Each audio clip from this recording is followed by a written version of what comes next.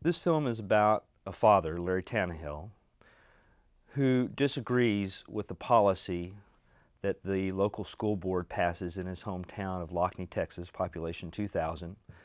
The school board decides to implement what the New York Times calls the toughest drug testing policy of any public school system in the country. And Larry says, that's not for my 12-year-old son. And so he hooks up with the ACLU, takes him to court, and this film is about how he does that, what he goes through when he does that, and the town's reaction to it. The biggest challenge in making Larry v. Lockney was gaining some degree of acceptance by the folks in the town.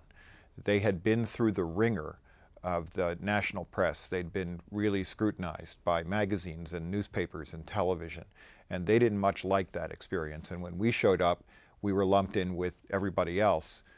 We were in this cotton farming area. We were about as welcome as a boll weevil to start with. Some activists are born, some activists are made, and this is a story about Larry, the reluctant civil libertarian, who is kind of forced into a corner and has to make these decisions. And to me, that was the interesting part of the story and what attracted me to it.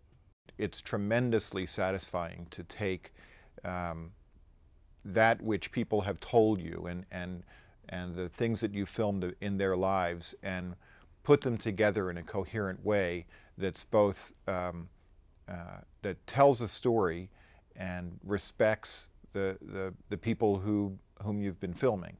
We're in a period right now where people are being asked to give up their civil liberties for a certain amount of security and safety.